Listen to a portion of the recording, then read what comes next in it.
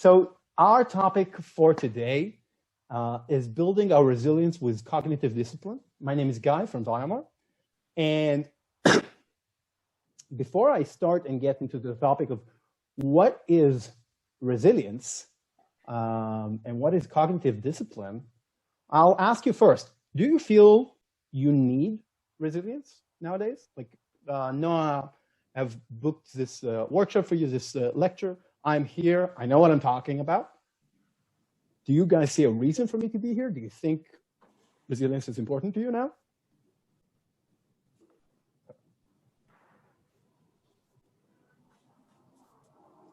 I'm a world expert in awkward silences, guys. Don't try me. Don't try me. What do you say? Do you need it or not? Like, I could be completely useless here. You don't care. You're so resilient. You're super resilient. Okay. We'll talk about it. We'll talk about it. We'll see if someone will be able to argue with me. But let's begin first. When we talk about resilience, what do we mean? So resilience comes, so the term, it's a word, right? But it's mainly, as we use it today, it comes from two fields, ecology and it's from statics, which is the science of how matter get back into shape, okay? So basically, it's the ability of a system to recover, to go back into an equilibrium state, or of a material to bounce back into shape, right? If you squeeze a squeezable ball, how fast does it come back, right? But is this the right definition for human resilience? That's my first question for you today. What do you say? Is this human resilience? What is human resilience? How does it look? How would you define it? Well, I guess it's not exactly like in human beings, because we not really need to get from scrambled shape to our physical existing shape. I guess it's related more to emotions resilience or mindset resilience when we're talking about human beings. So you would also define it like the mindful resilience or the cognitive resilience is the ability to bounce back emotionally? Emotionally, and I want to separate between emotions and cognitive, because I think there are two separate things. But I think resilience of humanity is relied about those two. Okay, that's very legitimate. Sometimes it seems, though, like what is required from out of humans is rather than jumping back, right, to the same state, to the same equilibrium, we need to jump forward, right? We need to realign ourselves and find equilibrium and be adjusted to a new state that we were faced that actually shook us out of our resilience, out of our standing. And this is a process. And in the process of resilience, what do I mean when I say resilience? So I agree with Lipaz exactly. And I think it's about the ability, our ability to direct our thoughts deliberately. Our ability to not, for example, obsess over the bad thing that happened or the negative thing down our future that we don't want to do, but our ability to say, actually, I've decided that what I'm doing with today is I'm giving this and this attention, and I'm not going to think about the future. So resilience is our ability to commit to a current of thoughts. Okay, and I'm going to try to convince you of that and what kind of value it means, because this has not been a good year. Like 2020, there's usually like implied in the name of the year, there are like 3 dots. Like 2020 was, yes, 2020 was exactly that. And I'm not going to speak about it a lot because you don't need me to, but it has brought on 3 feelings that you guys know very well. First, existential physical threat to us or our loved ones. Helplessness, right? Inability to change things on our own and being faced day to day, right? Your inability to do it. No, And I'm in a Zoom meeting. guys, if you I'm in a are Zoom meeting. not on mute, please do. No, I mean, And thank you. And uncertainty, by the way, whenever someone is on mute or not on mute, I'm telling them, guys, you're in 2020. Stop it. Like, like, I'm not saying you're on mute. I hate that sentence. I can't hear it anymore. And last but not least, and my greatest friend in life is uncertainty, right? This year has brought uncertainty to a new heights. Nothing changed about reality, right? Reality still is the same level of uncertainty as before. Certainty has not changed. No, but our feeling of uncertainty has completely skyrocketed this year. And guess what? These are the good news. The good news is these are the three most powerful triggers to our, who hurt our resilience, who actually harm our ability to direct our thoughts and be able to control them in a deliberate way. This is the situation. This is why we're all here. But this is the banal statement, right? So everybody know what's happening here in 2020, but usually before 2020, because this is this lecture has came out just before this year started. So this is what we usually used to say, right? The rate of change is outrunning our rate of adaptation. This is now banal, completely banal. Everybody knows this when I'm saying this. Nobody is surprised. Everybody just, yeah, not along. This is obvious. But a year ago, I had to claim stuff about it and explain why it's true. I had to show you that the rate of change is really outpacing our ability to adapt to it. Nowadays, you don't, yeah, we know, guys, we know. So let's move on. Our basic claim as Viomar, the company I work at, for the last 18 years or so, is that our human operating systems, the stuff that operates, the OS operating our brains, is not updated to modern life. Now, think of your first smartphone. Do you remember your first smartphone? Do you remember the small Nokia Zvika Pik phone, if you're Israelis? So just after that, great. Now, how did it handle Waze? Waze is the first application that actually utilized a full phone, right? It utilized GPS, location, the sharing, the internet, the network, everything. So you remember your first phone handling Waze? It didn't. It crashed. It crashed numerous times. Whenever like I had 100% like battery, and then Waze, your battery jumped to 30%, your battery jumped to 2, your phone is off. It has been half a minute with Waze, right?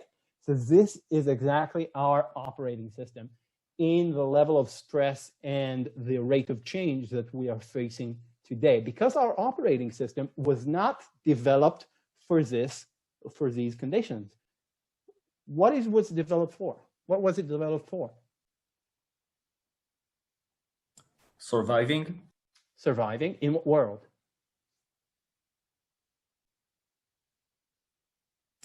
Sorry?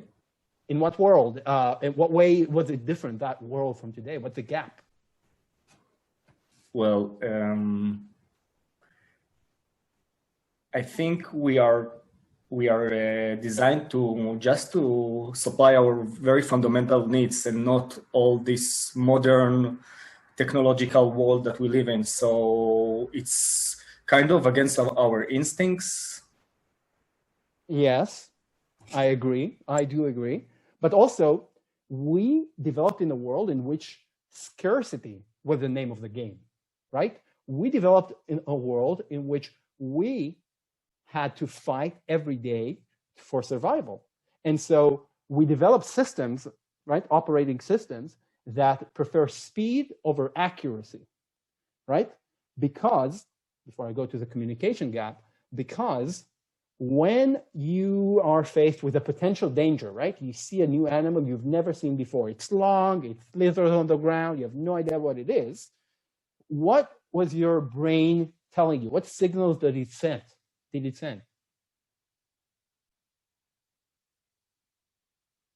Run. Run, exactly. Now, was it a dangerous animal? We don't know.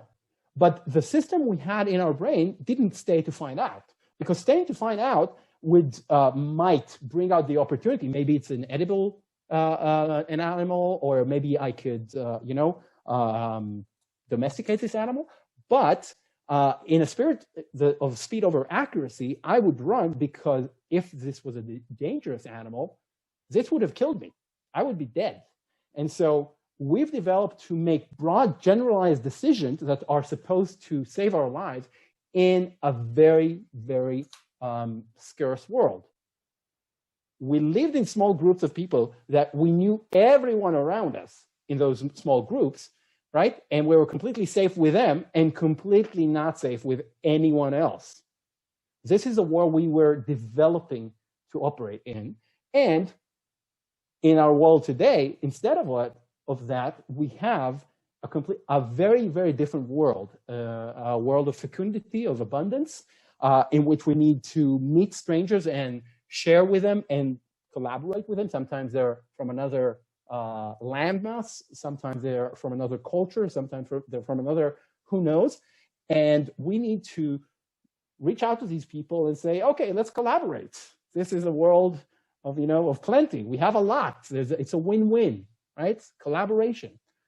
But what happened in this world for the last 500 years or so is that the better communication tools that we've developed, the better technology we had, the worse off we became in terms of the quality of communication. Now, this is not a one-to-one graph. This is not a scientific graph describing this exact process, right? It's too clean. This is a conceptualizing graph.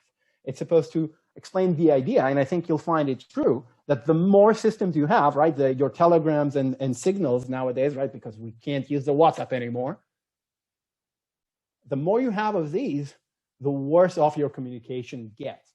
Because instead of being in a close, tight, intense communication with a small group of people, right, you have a loose communication without a lot of the signals that you're missing with a bunch of strangers, many, many, many numerous strangers that you would never encountered. Our Dunbar number is, Dunbar number? It's the number or our guess as to how big were human groups. So the Dunbar number is a projection or extrapolation of our human or primate brain size. He found correlation between primates, between group size and brain size. And he extrapolated from this data on our brain and said that our group size was between 100 and 150. Nowadays, some scientists, they say, we're not sure. It might be 200, but this is still holds true, the basic picture of it. The basic picture of it, that most people you knew, like these 200 people, they were not your network like you had today. These was your entire network. Everybody you'd ever meet was these 200 people. All the rest were enemies. So the people you know are your family and tribe. All the rest are enemies. These were our lives. And in these small groups, think of the signals, the richness of it. How much did we send to each other? How much did we receive? Like your eye contact, the ability to connect with me, our shared language, my smell, everything was something that would signal to you, safe or not safe, with me or not with me. And we're missing these things. This is part of the communication gap. When you send something online, when you talk to people, right? Most people you work with, the only way you ever converse with them, if you're in a global company, which you are, is via email. Most people you work with, you communicate, you strive towards the same goal. You've never seen their face or heard their voice. You don't know what they like. And when they talk to you, when they say, I'm actually going to be late in handing in this report, you don't treat them as people. They don't see you as a person, right? It's like in your car when you're driving. Everybody else is not real people, but metal boxes trying to kill you. Am I right? Correct me if I'm wrong. But most of us, until we look at the eyes of the other driver, when you see if there's a person there, we don't think of them as people. We think of them as like, this is a computer game. They're all against me. I'm against them. And so these things like emojis or even telepresence are developed to actually help us bridge the gap that we are continuing to widen with our own actions. So this is our really beyond 2020. This is a problem we all faced even before this time. And now we all feel it even more strongly just because we all use telepresence. We don't see each other. And so our safety and sense of belonging has gone down dramatically. And so what happens is that in order to close that communication gap, there's two things we should do. we should do stuff about other people and try to really connect with them in order to foster cooperation. This is not the topic of our little lecture today. This is a different thing organizationally. But personally, how do we get back to resilience? How do we create and foster in ourselves the ability to rise to challenges and overcome them and get back to ourselves? Because the human operating system is not in accordance or really fitting to this 21st century. So we think that the solution is first to understand ourselves and understand actually what makes us tick and the behaviors that we exhibit in order to direct our thoughts, in order to create that sense of how am I making decisions about what am I doing with my time or with my emotions. Because as we see a lot of the time, our emotions are interpreted, where we don't feel things directly, we analyze how we act, and through our behaviors, we want to say, oh, actually my heart beat is risen and I'm really perspirating, I must be stressed. So we, after the fact, after something has happened, a reaction is already there, only then we try and ascribe meaning to that action about ourselves. And so we need to be really careful about how we ascribe that meaning. And so this is what we're going to do today. So behavioral economics is a tool. We're going to use it. Actually, it's not just behavioral economics. This comes from the work of psychologists and from the work of sociologists and group researchers, people who research the ability of groups to be resilient. And you all know behavioral economics to some extent because, for example, when you're going to a supermarket, you can see that there used to be near the cashiers, you have the small chocolate treats, right? It's especially at the eye level of children, exactly near the cashiers. So this is part of behavioral economics. A lot of research in marketing nowadays is really based on behavioral economics. Behavioral economics were developed, and actually we live in a revolution that has changed the way that we conceptualize human decision-making and the human mind, essentially, in the age of the revolution. These two researchers, you see one of them here, Daniel Kahneman, in 2002, he received the Nobel Prize in economics. Most of you probably heard about him. He has a book called Thinking Fast and Slow. With Amos Tversky, his partner for about 40 years, they've changed the way we look at people. Before them, for 200 years, almost every scientist and economist that ever lived thought that people were rational. They make decisions that are supposed to maximize value for them. And in each situation, they would know what would be the best outcomes for them. So they know how to maximize that outcome, and they know what is the outcome that is going to do them good. And what science, Cognitive Dicipline has said basically is no human being has ever been able to actually discern those things, and people are not rational. And they were able in a really brilliant career path to show over and over again through many, many different aspects how people are not actually rational and how heuristics control our decision-making under uncertainty. So like I said, uncertainty, it's all around us. It's been there forever. We as human beings became really, really good at reducing uncertainty at a really early age. So this is how we did it. According to Kahneman and Tversky, we had two systems of decision-making in our brain. System 2, I'm going to start with the second one, is the heavier one. It sits in the neocortex. It really has to do with the rational decision-making, deliberate thinking process. And now I want to ask you a question. When was the last time you've actually thought on a decision and deliberated whether you should do it or not?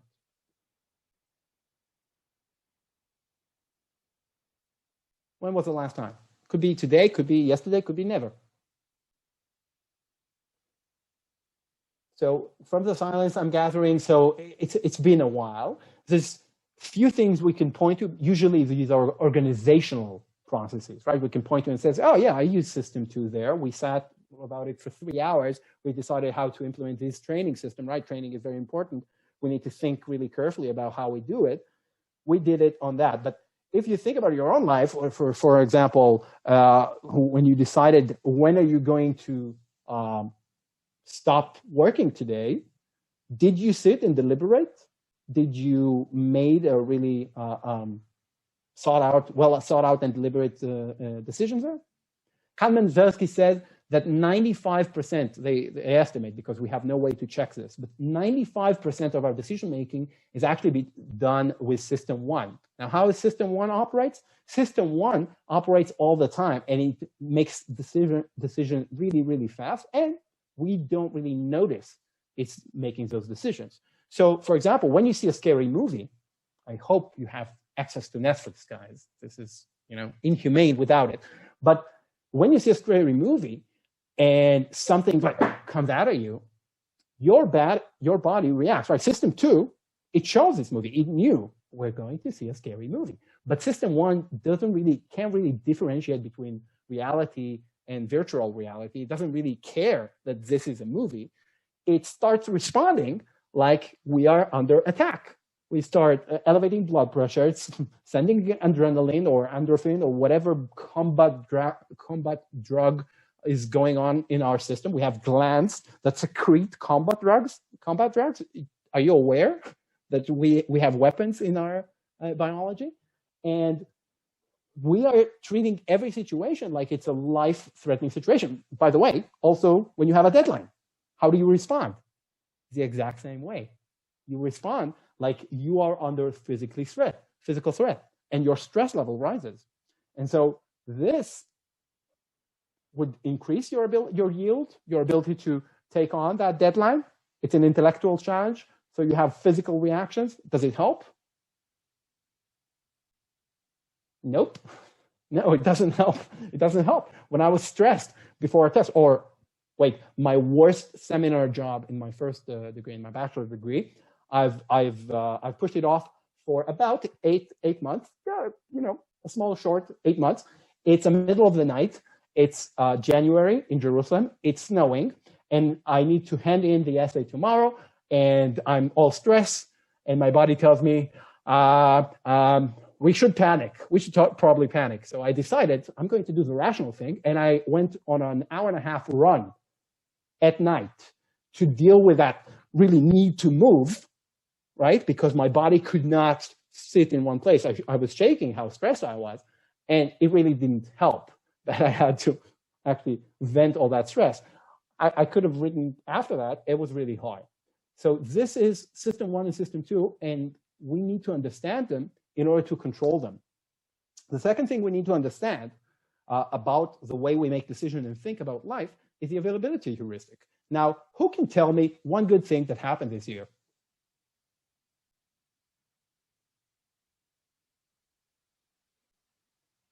One good thing, at least one. We found a vaccine to coronavirus.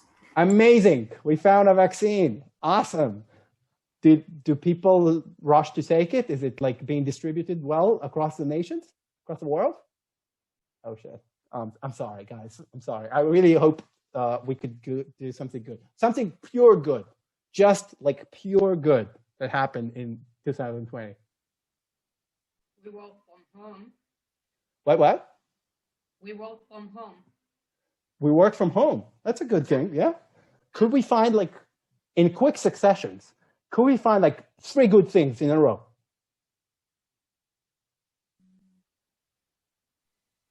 We know, what? Globally or just something? I actually don't care. Just find 3 things. I found a job, graduated, graduated from university. Yes, and? And what did you say, Manit? Find new friends. Of course, and I found new friends. Okay. So what happened here? It was really a good example of the availability heuristic. How big is a statistical group of things which are good that happened in 2020? Do you think, based on this conversation alone? Can you ask again the question? I asked, how big is a statistical group from which, how many good things happened in 2020 based on this conversation alone, that we just had?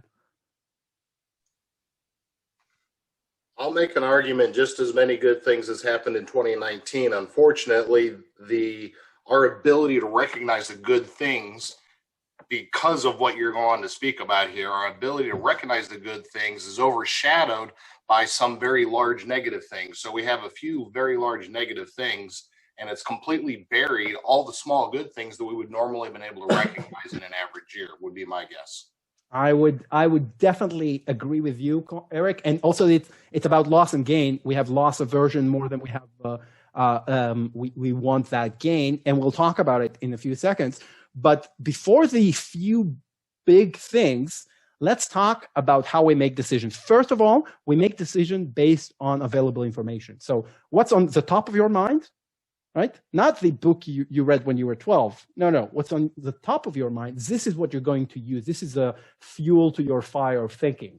So we all consume media all the time. What is media about? Or just bad things? But Sensationalization of things. So if you think about the percentages of good versus bad or positive versus negative on the news, you'd find that they have, it's like a 96, 98% toward the bad things. So it's not just like a few big things that really control our mind. Is that the whole process of media is about reporting bad things. Now, is the world a bad place? No. Wait, you said that with too much assurance. We don't know that.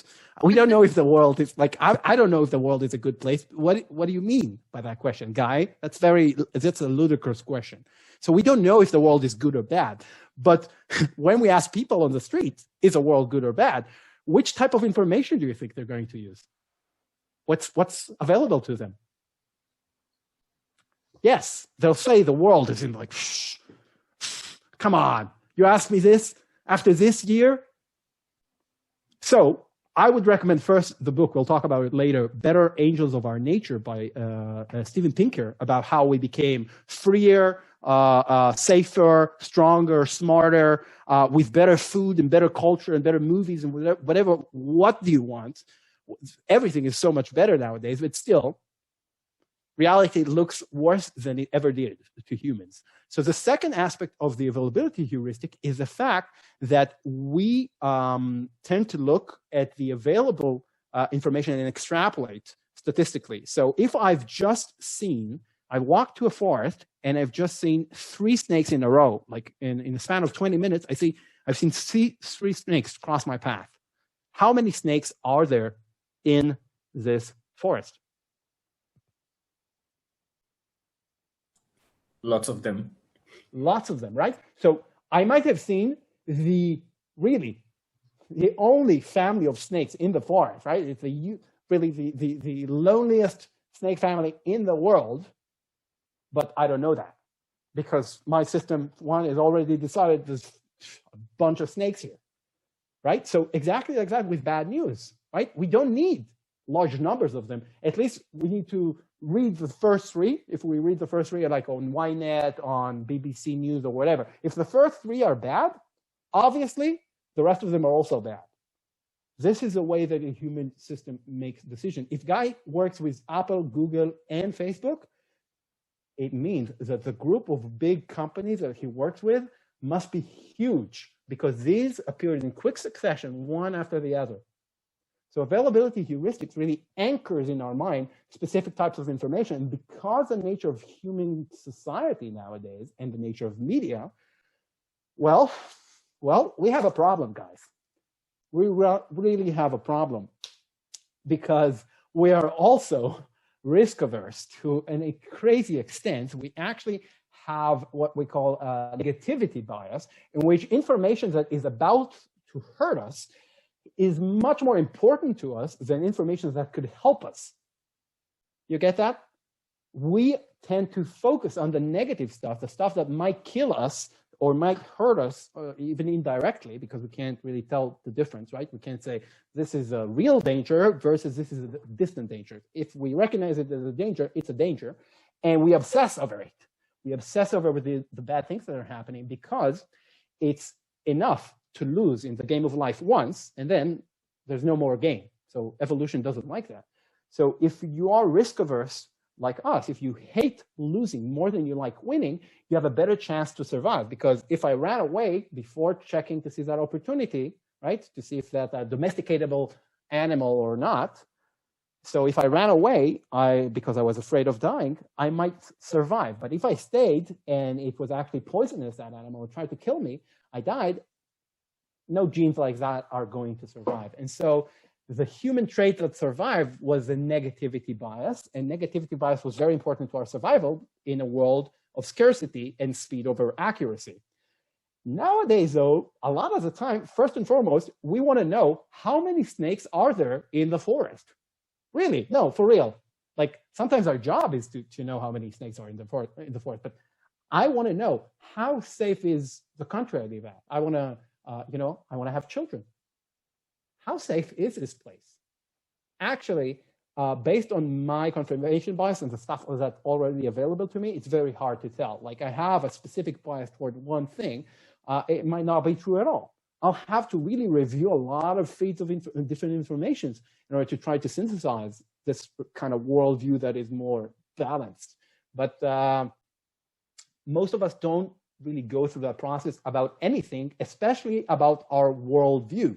We might do that about work, go and search other opposite opinions to what we think about the world actively, but actually we don't. And the last thing we need to know about the way that humans make decisions is what I talked about, top down versus bottom up. Most people think that they feel stuff and then they act on those feelings, right? I'm passionate about saving people. Then I do stuff. Actually, most of us act, right? We sign ourselves on to this, I don't know, pro bono work or whatever it is, or to this organization. And only then we like justify it backwards. Why did we think we made that decision? Oh, I was shouting at him because he was really annoying. Actually, no, you were shouting because you were stressed and you have a deadline tomorrow. But you think it's because it was annoying, because you need to justify your behavior toward yourself. And so this top-down versus bottom-up ability means that we think that the power is in our hands, right? We think that rationally we know why we do things. Actually, we have no idea why we do things. And we need to really deal with a lot of bottom-up, pent-up things, feelings and stuff that happens to us that we can't explain. And so these four things are our state as human beings. And now we're going to talk a bit, because we have 20 minutes more. Yes, solutions. What do we do about it? If the problems are that we really prefer speed over accuracy in a human system, and our system was really developed to deal with scarcity, how do we deal in a world of abundance and in a world in which physical responses are sending us really to awe? What happens when we feel this type of when our resilience is hurt, when we are stressed, right? My body sending signals to me, like I have a deadline tomorrow. I really need to be on top of my game. And then my body feels that I'm stressed because something is a danger to me. So it sends adrenaline. I start to shake, because this is what adrenaline does. And my heart rate gets faster. I need to breathe, and I breathe. And this is how an anxiety attack looks like, guys. So the loss of resilience is the loss of our ability to get out of this loop. So how do we get out of these loops? These are our rule of thumb. First, permanence within transience. It means, we'll talk about it, abundance versus scarcity, thinking smartly about how the fact of the abundance around us influence our ability to make decisions, and the right decisions, curating our sources. It's about both avoiding the loss and gain conundrum, and top down and bottom up, escaping our echo chambers, creating really an ability to be questioned on your own beliefs, or to create a space in which you don't only get back your own feedback, jamming up your system with information or perception of reality, which is biased, and pretending you're your own best friend. In Hebrew, we say liot bal chemara, In English, I'll say you have to be kind to yourself. So let's dive into each one of these and see what do they mean exactly for us.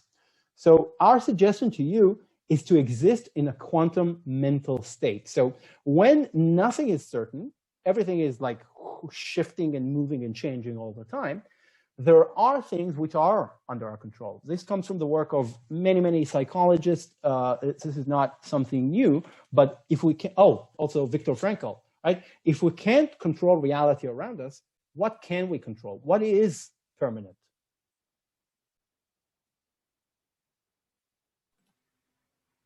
Our actions to it, maybe? Our responses, or better yet, the responses like based on processes of thought that we can depend on. So in this period, I become my permanent, right? If reality is changing fast and I don't know which way is north or which way is up, what I can know is that no matter what, I will know how to deal with it. No matter what, I'm going to maintain that my day is 9 to 5, and after 5, I have time to be with my family, because this is part of the permanence I am committed to. So we don't need to actually, if we had only either this or this, either certainty or uncertainty, a binary world that we lived up until 100 years ago, right? Now we have a third state.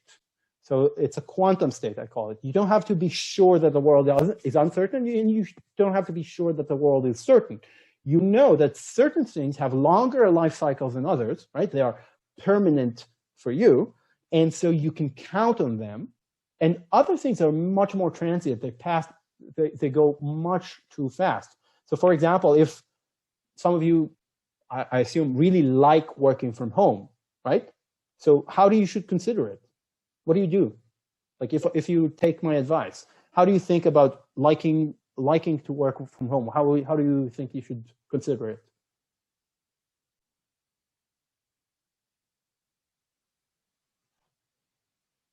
There are people here who like working from home. We've mentioned it as the good things that happen in 2020. We're working from home. So what is going to happen when this pandemic ends? I can't hear anyone. What's going to happen, guys? Well, probably we will continue to work from home several days a week, and the rest of the days from the office. So it's not going to stay like this, right? Some things are going to change. So maybe we'll get a hybrid model, right? 2 days, 1 day, depend on the company, depend on you. But this is not going to stay like it has before. So if you got used to be full 5 days at home rather than the office, this is going to go away. And so if you'd really, really expected that this would be permanent, this would actually harm your resilience. You would say, oh my God, no, I expected to be at home and now I'm not. And there's like a gap. So don't commit to that. Understand that this is transient. This is just in the now. After that, and we'll talk about it, after that, things might change, but we don't live in the after that. We're living in now. We need to, we are biased toward the future and the past because we have so much of the past and we project so much to the future, and we forget most of it is the now. There's actually nothing else if you think about it. It's only now. And we need to move from acceptance, like we accept that this is just now it and I'm waiting for it to end, to endurance, which is this is my reality now. Until it changes, I'm with this. When it changes, I'm with something else. But my permanence comes from me, not from the situation around me. Now, if you have questions or resistance, this would be the time. And so this leads to our next piece of advice, which is don't count the days.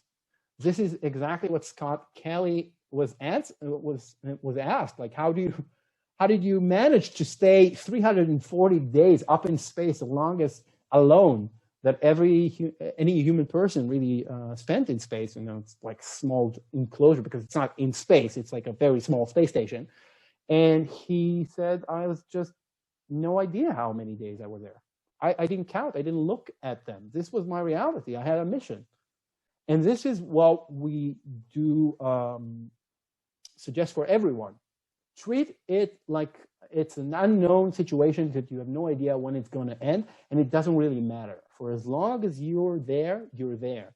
After it ends, who knows? Abundance versus scarcity. Now, we know already that we were developed in a really scarce world, but now we live in an abundant one. And what is an abundant world? What does that mean for us?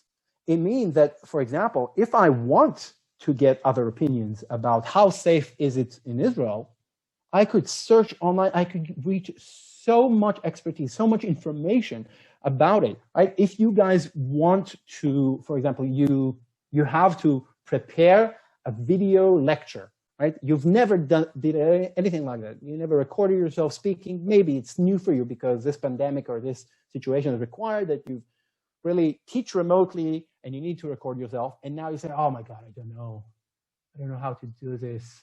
So hard. What is available to you in this world of abundance? Who does know how to do this?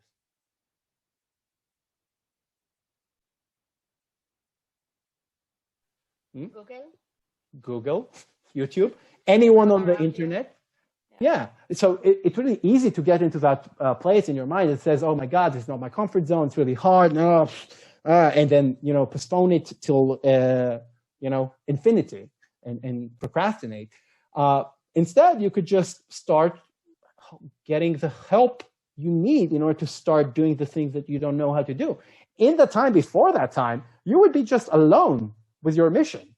Like nobody would care. You have no access to information. You have to scrunch up the information. If you want to get to be an expert in something, you had to really go and ask another expert physically. So, and this was not available to most people, like 99% of people all the time didn't have access to these resources. Now all of us have these resources. And so we could feel stressed and procrastinate and hate the fact that we need to do something we don't like to do. Or we can just say, my goodness, such an amazing luck I have to live in this world of abundance in which I can get the help I need free. Like there's so many things I could learn. I could always do this. So in the world around us, we need to remember the promise of yet, right? So to ourselves to say, okay, so I don't know this, or this is hard for me, or this is not as it should be. And then add the word yet, right? Because it's possible in the world of abundance. It's always possible. You could find a solution. You could find a solution to climate change. And when I say a solutions have been developed. We could darken the skies. I don't know if you like that idea. I don't. But we have the ability to do it physically and scientifically, that it would work. It would cool the air off. We're not sure about secondary effects, but we can do it. This is an amazing world that we live in. And now it comes about what is a fuel for your fire, what drives you, and also how you're making decisions and anchoring yourself in information that is not so easily shaken, that is not so first negative like the media, and also changes like the waves, because the information on the media is on the radio waves, on the ether, let's call it, is the cheapest information to create. Okay, it's the fastest information to create. Is the information that you had to really check the minimum amount of facts and positions on before you actually publish, because it's also speed over accuracy in the world of media. So we suggest that you move off onto sources which have longer cycles of gestation, that are not created really on the fly. Like I said, because I've studied history in my first and second degree, I said, so whenever there's like something on the news, people ask me, have you read it on the news? And I said, I'll wait 20 years. The story will deliberate. And then 50 years after it happened, they were going to publish a book. And in that book, they're going to give me the version which is going to have a lot of thought put into it by a lot of smart people. And they're going to work out the kinks by then. So everything else is just bad information, right? Because they didn't have time to work out the kinks. They just shot it out as soon as it came in. And so I have not watched the news or heard the radio or read a newspaper, actually. So if don't consider sometimes blog pieces or stuff like that. I did not read a daily newspaper for the last 10 years. And I'm happy. You ask yourself, Guy, how do you know about the dangers coming your way? You live in a dangerous country. How do you know about that? Like if someone's trying to kill you, you know why? And you know how? These people are going to tell me. My echo chamber, trust me, they're always on top of it. Whenever it is that looks anything like it's dangerous to me or to them, they're going to be all up on that thing. They're going to be talking about it non-stop. So I've never actually missed a threat because I'm not checking the news obsessively. I actually know much more than I really, really want about what happens, for example, in the US state capitol a week ago or 2 weeks ago. I know much too much about the things, and this is because these guys do supply me the information. And the echo chamber is, well, let me ask you, what is dangerous about the echo chamber? Their interpretation to what they hear, maybe. What do you mean? They can look at something that it's not threatening at all and give their interpretation to it, and then you will get false information. Okay. A very biased one. A very biased one? Okay. Other dangers with this? It keeps our vision very narrow, and we are not open to other opinions or other thoughts, and we cannot evolve and learn that way. I would say that this, it's like a small bench with 3 legs. So if you take out 2 of the legs and it stands only on 1 leg, it can't really stand. And so information or even worldview that is based in only, for example, 1 echo chamber or 1 small similar group of people is very easily disturbed. It's very easily shaken. Like if you are very committed, for example, you're a lefty in Tel Aviv, right? What do all the lefty people in Tel Aviv feel right now? Depressed. They're depressed. Now, this is your only echo chamber, this is your group of peers, you have to be depressed now, right? Because all of them are depressed. You have no choice. Things are so bad. They're all talking about how bad stuff are. And so you really have to die on that hill, right? If they die on the hill, you need to die on the hill too. What do you mean you're not for a constitution in Israel? Now we're dying on that hill.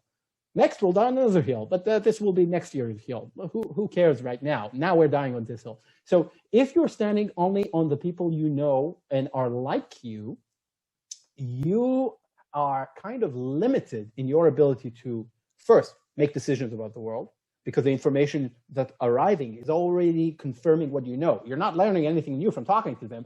They reflect back to you what you're already thinking. That's homophilia, liking of the similar.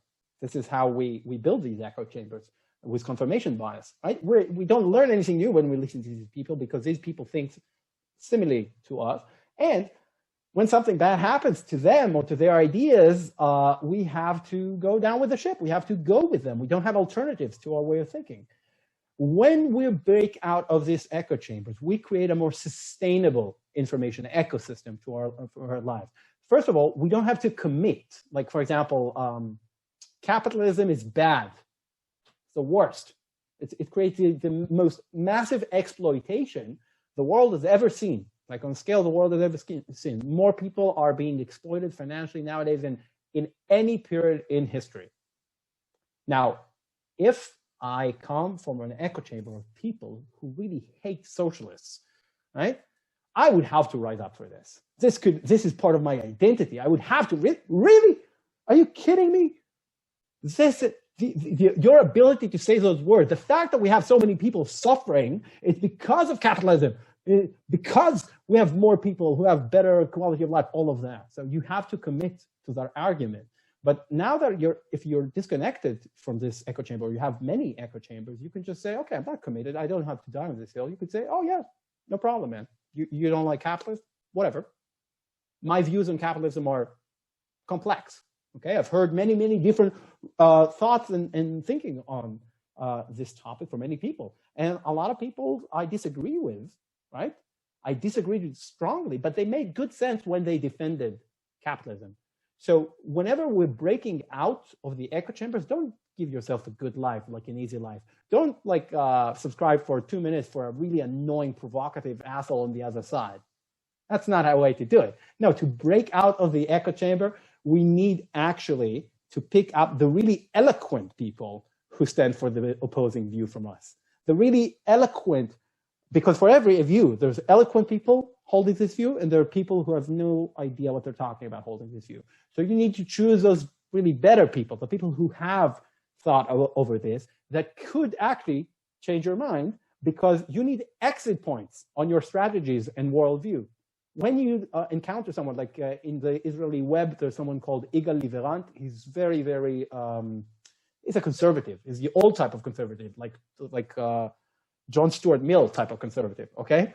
And so I disagree with about 90% of what he says, but his level of detail and thinking, his really decency, the fact that he says when he thinks he was mistaken and he changes his mind, like, you can't find people like that. This has made me so much smarter to follow this guy, because now I know exactly why I don't agree with him. I can elaborate and really go into detail about why we differ, because being exposed to him has really helped me define a more nuanced position. And a more nuanced position, meaning it has more time to be synthesized. It's not as weak. It's not swept like by every news. Like whenever there's something about, I don't know, what Netanyahu does in Israel, I don't have to lose my mind over this. My worldview is much bigger than this. I have much more nuanced view about all of these things, and I don't have to be disturbed. I don't have to feel like it's personally threatening my life, like some people take the news, right? Some people treat the news like it's coming to their living room and about to kill them right now. Even with Corona, this has never been true. Most of the stuff that people talk about, you can't actually measure the direct impact on your life. Corona is really, really an outsized influence, and even there, you don't really know how much of it is exactly influencing you. So escaping the echo chambers is about creating this long cycle of information synthesizing for us, so that the information that we actually do have in the end is closer to reality. It's not the same as reality. We'll never be able to actually synthesize a view that constitutes reality, but it's closer because it's been corrected by many more people and many more sides. Guys, this is time to resist me on this, because a lot of the time people do resist me on breaking out of the echo chamber. No one, everybody agrees? Amazing. I never had such a group of people so committed to what I'm saying. So pretend you're your own best friend. This is going to be a last piece of advice. I'm not going to talk long about it. I'm just going to really recommend this video. In this video, women and their best friends were brought into a studio, and the artist sat in the studio, and the women sat behind a curtain, and twice the same artist or different artists were heard description of one of the women. First by her own words, and second by her best friend's words. She described her. And each time he had to create a portrait based on this description. Okay? So as you see here, in every one of those instances, the best friend description yielded the better picture, created a more beautiful, more symmetric picture. Because when something bad happens, for example, you have a deadline that whooshed by and you procrastinated and you didn't do it, what do you tell yourself? Man, you suck. You suck so hard, right?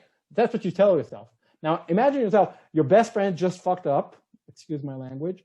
What do you say to him? You suck. You suck so hard. You suck the worst, right? That's what we tell our best friend? Never. We would never do that to a friend. Why do you keep telling yourself that then? Why do your inner voice does this to you? Why do you keep judging yourself harshly and coming up short? You have to be more kind to yourself.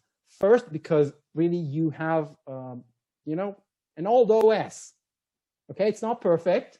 It was designed to do certain things. It was not designed to do this, right? What I'm doing now. It can't really separate between virtual reality and reality, or imagined reality and reality.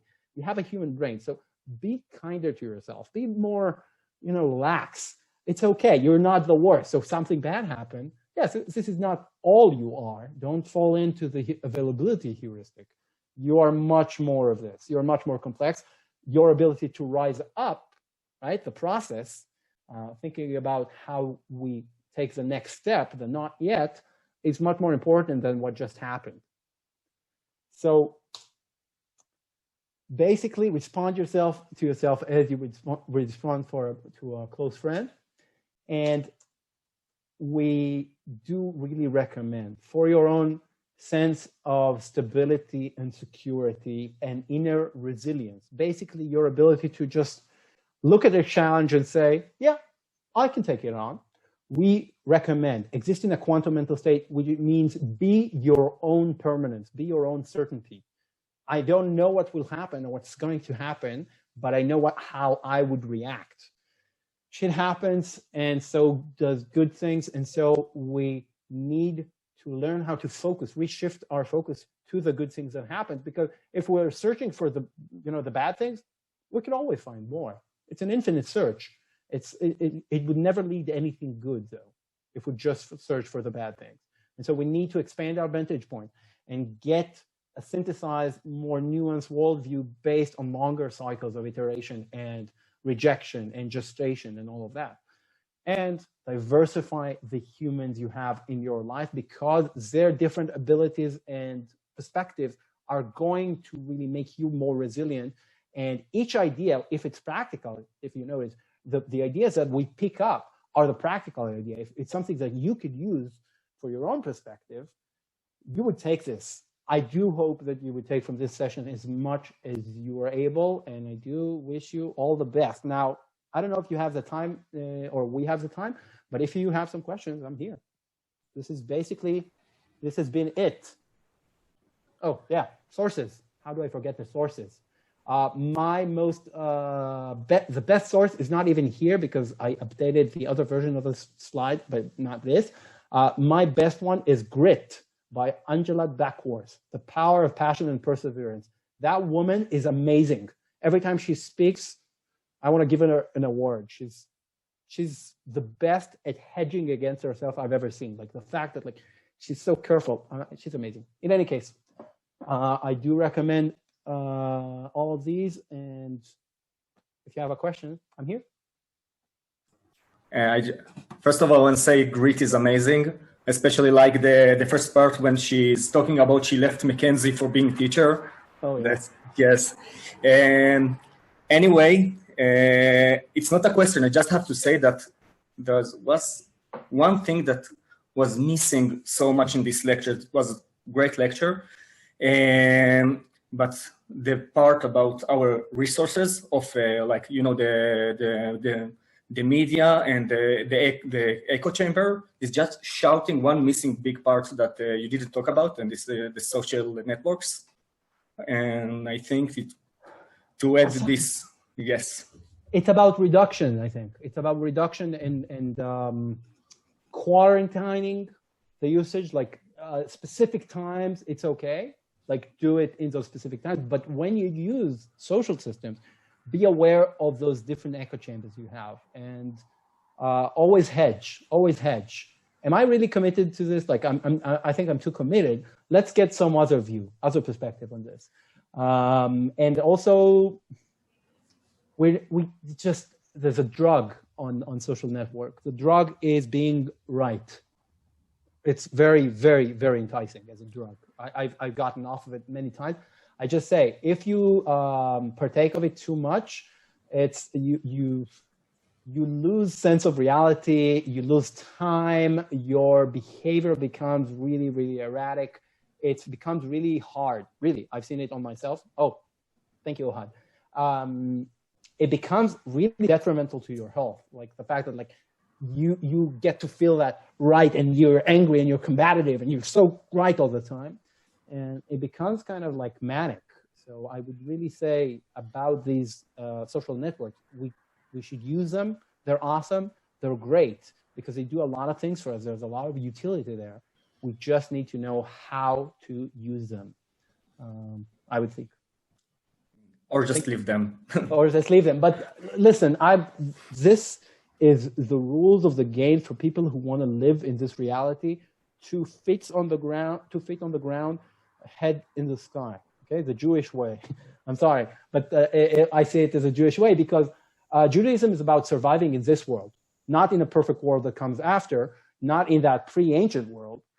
It's about really doing this here. So really disconnecting, like the network effect of Facebook, really, can you really disconnect? Or disconnecting, I don't know, from Google, which is not a social network, but let's say, for example, it's impossible. You cannot. Like one person is really, it's too much of work. Like think of the level of stress that you're putting on yourself saying, oh no, I'm going to really be like a monk in this day and age. So how much, like, unless you don't search for it and if you don't miss it at all and you don't search for it, it's okay. It's perfectly fine and don't ever start. But if you already have the habit and you say, now I'm going to be like a monk, you've now put yourself under immense stress. I hope you. Yes, I see. You know, but it's on the other hand, it's so easy to accidentally become a human being that building is biased from search engines. So we all have bias. Like this is not about really closing off on bias. Like we cannot shut bias down. Yes, 5 ways and you don't have any more bias. No. The actual hardware is missing. It's not designed to reduce bias. And so what we need to do is create processes that would hedge against this. So in organizations, what you do, I'm assuming you have a very specific, deliberate process when you create new content, right? You create a piece of like a new product, you know the route. So this is the way you hedge against bias, because in that process, there's few exit points, right? You'd say, if it doesn't work by this rate, by this date, we're shutting this down.